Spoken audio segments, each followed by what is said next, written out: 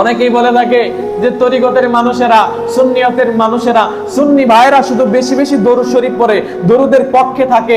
আপনি বলেন দরুদ শরীফ আল্লাহ যেটা নিজে করেছে সেটার দাম কম না বেশি?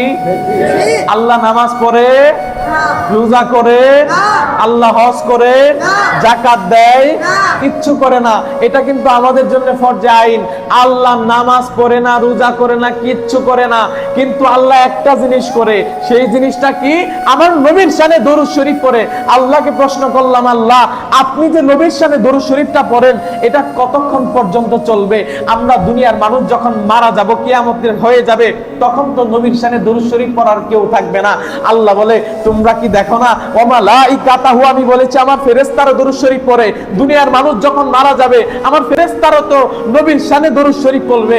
আমরা যদি আল্লাহকে বলি মালিক, আমরা তো শুনেছি ওয়া মালাইকাতাহু, সমস্ত ফেরেশতারাও একসময় ইন্তেকাল করবে, এবং কি এই আজরাইল আলাইহিস সালাম নিজেও নিজের জান কবজ করবে, সেও থাকবে না, তখন কে দরুদ শরীফ পড়বে? আল্লাহ বলে তোমরা কি জানো না তোমরা মারা যাইতে পারো, ফেরেশতা মারা যাইতে পারে। আমি আল্লাহ যে প্রথমেই বলেছি ইন্নাল্লাহ, আমি আল্লাহ নিজে আমার বন্ধুর সাথে দরুদ শরীফ পড়ি। আপনারা বলেন আল্লাহ কি মারা যাবে?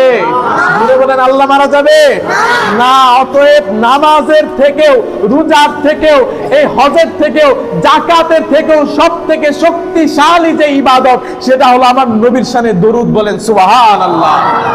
সব থেকে শক্তিশালী ইবাদত কোনটা?